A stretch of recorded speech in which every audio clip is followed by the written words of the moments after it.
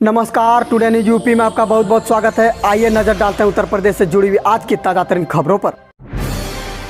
UP board high school व inter की अंक सुधार लिखित परीक्षा देंगे 79,286 छात्र। जी हां, उत्तर प्रदेश माध्यमिक शिक्षा परिषद ने हाई स्कूल और इंटरमीडिएट की लिखित परीक्षा 2021 का कार्यक्रम जारी किया है। बिना परीक्षा के प्रोन्नत किए जाने पर मिले अंक से असंतुष्ट हाई स्कूल और इंटरमीडिएट के विद्यार्थी अंक सुधार के लिए 18 सितंबर से यह परीक्षा देंगे।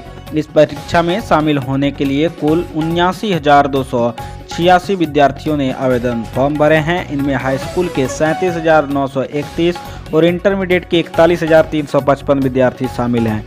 6 अक्टूबर तक चलने वाली परीक्षा 2 पालियों में होगी। इस परीक्षा में मिले अंक ही अंतिम रूप से मान्य होंगे। प्रोन्नत किए जाने पर मिले अंक अमान्य हो जाएंगे, यानी कि इस अंक सुधार परीक्षा में फेल होने पर परीक्षार्थी फेल माने जाएंगे। यूपी में धान खरीद के लिए सीएम योगी का नया आदेश। आधार से लिंक मोबाइल पर ही आएगा ओटीपी। जानिए कैसे होगा रजिस्ट्रेशन। जी हां, गेहूं खरीद में अविश्वसनीय बदलाव लाने के बाद मुख्यमंत्री योगी आदित्यनाथ की अगुवाई वाली सरकार ने उत्तर प्रदेश में धान खरीद को पारदर्शी बनाने के लिए बड़ा कदम उठाया है। पश्चिमी उत्तर प्रदेश में 1 अक्टूबर और पूर्वी उत्तर प्रदेश में 1 नवंबर से शुरू होने वाली धान खरीद के लिए किसानों के लिए बुधवार से पंजीकरण लिंक उपलब्ध करा दिया गया है। पंजीकरण के लिए आधार में लिंक मोबाइल नंबर दिया जाना अनिवार्य कर दिया गया है। इसके ऐसे किसान जिन्हें न्यूनतम समर्थन मूल्य पर धान खरीद की प्रक्रिया में शामिल होना है, अपने आधार पंजीकरण से मोबाइल नंबर किसी भी कॉमन सर्विस सेंटर से लिंक करा सकते हैं।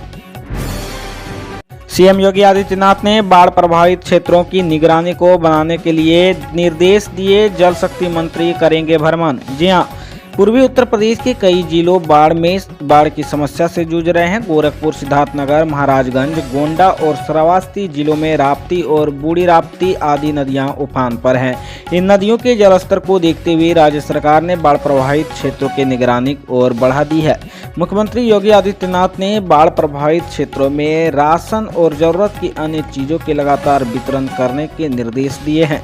मुख्यमंत्री योगी आदित्यनाथ ने बाढ़ के हालात पर नजर रखने के लिए जल शक्ति मंत्री को प्रभावित इलाकों का भ्रमण कर राहत कार्यों के निरीक्षण करने का निर्देश जारी किया है। सीएम योगी ने निर्देश दिया है कि आपदा मोचक टीमें 24 घंटे एक्टिव रहें, प्रभावित लोगों की जरूरत का पूरा ध्यान रखा जाए।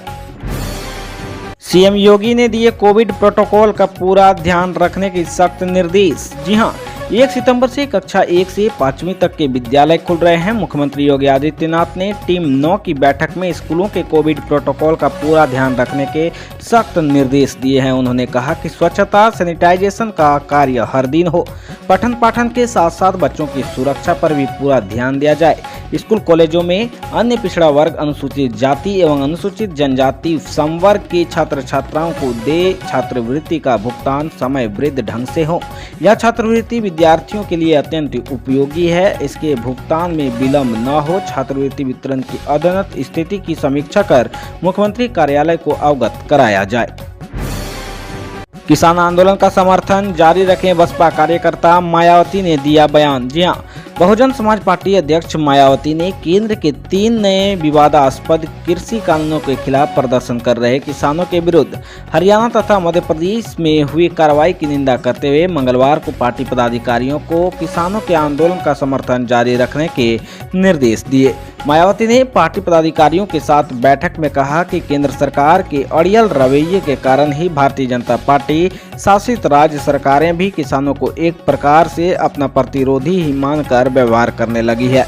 उन्होंने कहा कि इस मामले में खासकर हरियाणा सरकार का रवैया लगातार घोर किसान विरोधी बना हुआ है तथा अब आंदोलित किसानों के सिर फोड़ने के सरकारी आदेशों को भी सही ठहराने का प्रयास किया जा रहा है। बसपा प्रमुख ने कहा कि भाजपा की इसी प्रकार की जन विरोधी और किसान विरोधी कार्यशैली से उत्तर प्रदेश सहित अन्य राज्यों में जनता का हाल बेहाल हो रहा है।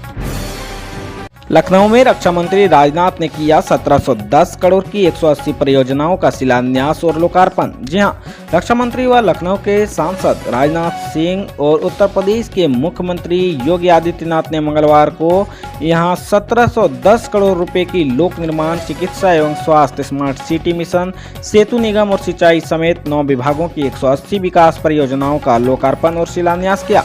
मंगलवार को उत्तर प्रदेश की राजधानी लखनऊ में आयोजित कार्यक्रम में उत्तर प्रदेश के मुख्यमंत्री योगी आदित्यनाथ और रक्षा मंत्री तथा सांसद राजनाथ सिंह ने 90 परियोजनाओं का शिलान्यास और 90 परियोजनाओं का लोकार्पण किया। राजनाथ सिंह ने सांसदीय क्षेत्र में विकास परियोजनाओं के शिलान्यास और लोकार्पण पर उत्तर प्रदेश के उप मुख्यमंत्री केशव प्रसाद मौर्य ने कहा कि मुख्यमंत्री योगी आदित्यनाथ के नेतृत्व में सरकार पूरे प्रदेश में विकास करेगी और किसी मोर्चे पर पीछे नहीं रहेगी। यूपी फिल्म सिटी की डीपीआर को मंजूरी, 3 चरणों में होगी विकसित, 15,000 लोगों को मिलेगा रोजगार। जी हां, उत्तर प्रदेश के नोएडा में बनने वाली फिल्म सिटी के निर्माण की तैयारियां ने अब तेजी पकड़ ली है। बीते दिनों यमुना एक्सप्रेसवे विकास प्राधिकरण के सेक्टर 21 में पीपीपी मॉडल पर बनाई जाने वाली फिल्म सिटी की डिटेल प्रोजेक्ट रिपोर्ट पर शासन ने मोहर लगा दी है। अब डीपीआर बनाने वाली कंपनी 3 सप्ताह में बीड डॉक्यूमेंट तैयार करेगी, जिसके बाद ग्लोबल टेंडर जारी किया जाएगा। सब कुछ योजना के अनुसार हुआ तो अगले वर्ष के शुरुआती महीने में फिल्म सिटी के निर्माण का कार्य शुरू हो जाएगा। 3 चरणों में विकसित की जाने वाली इस फिल्म सिटी के फर्स्ट फेज में फिल्म स्टूडियो, खुला एरिया, अम्यूजमेंट पार्क, विला आदि तैयार किए जाएंगे। यमुना सिटी में 6,000 करोड़ की लागत से 1,000 एकड़ में ये फिल्म सिटी तैयार होगी। इस फिल्म सिटी में करीब 15,000 लोगों को रोजगार मिलेगा। यूपी के इस जिले में डेंगू वायरल बुखार के चलते 6 सितंबर तक स्कूल रहेंगे बंद। जी हां, एक तरफ कोरोना संक्रमण के चलते देश भर के कई राज्यों में स्कूल खोले जा रहे हैं, वहीं उत्तर प्रदेश के फिरोजाबाद जनपद में डेंगू एवं अन्य प्रकार के बुखार के बढ़ते प्रकोप के दृष्टिगत यहां के जिला अधिकारी ने कक्षा 8 तक के सभी विद्यालय 6 सितंबर तक बंद करने के आदेश दिए हैं। उन्होंने सभी विद्यालय संचालकों को आदेश का कड़ाई से अनुपालन करने का आदेश दिया है। गौरतलब है कि फिरोजाबाद जनपद में डेंगू और वायरल से ग्रसित बच्चों की संख्या सैकड़ों में हो गई है। मेडिकल कॉलेज की प्रधानाचार्य डॉक्टर संगीता अनेजा ने बताया कि मेडिकल कॉलेज के बच्चा वार्ड में 186 बच्चे एडमिट हैं। बैंक अब आपके घर पर पहुंचाएंगे सिक्के, 1 सितंबर से बदल रहे हैं नियम। जी हां, बैंक अब जल्द ही डोर स्टेप बैंकिंग के तहत अपने ग्राहकों को उनके दरवाजे पर सिक्के पहुंचाएंगे। आरबीआई ने बैंकों को अपने थोक ग्राहकों के लिए ऐसी नीति बनाने की अनुमति प्रदान कर दी है। आरबीआई के सर्कुलर के मुताबिक बैंक अपने ग्राहकों को बिजनेस ट्रांजैक्शन के लिए यह सुविधा दे सकते हैं। इसके लिए बैंक अपने निदेशक मंडल से नीति की मंजूरी ले सकता है, जिसके आधार पर बैंक सिक्के देने के लिए विस्तृत नियम तैयार कर सकेंगे। वहीं बात करें आज की आखिरी खबर उत्तर प्रदेश के मौसम अपडेट पर, तो यूपी के कई जिलों में भारी बारिश के हैं आसार। जी हां, देश भर में बन रहे विभिन्न मौसम सिस्टम से आने वाले दिनों में और ज्यादा बारिश के आसार हैं। मौसम की सक्रियता से बारिश का यह दौर 4 से 5 सितंबर तक जारी रहने की उम्मीद है। इसके बावजूद मेरठ सहित वेस्ट यूपी के कुछ जिलों में फिलहाल भारी बारिश के आसार नहीं है, लेकिन तापमान में कमी के कारण गर्मी में राहत मिल सकती है। मौसम विज्ञान के अनुसार सोमवार को मेरठ में दिन का तापमान 31.7 और रात का 23.2 डिग्री सेल्सियस रिकॉर्ड हुआ था। रविवार के सापेक्ष दिन के तापमान में 1.2 और रात में 0.3 डिग्री सेल्सियस की कमी आई। दिन रात का तापमान सामान्य से 1 और 2 डिग्री सेल्सियस कम दर्ज हुआ। शाम 5:30 बजे तक मेरठ में 1.4 mm बारिश रिकॉर्ड हुई। मौसम विभाग के अनुसार मेरठ में 5 सितंबर तक रुक रुक कर बारिश का दौर जारी रहने की उम्मीद है।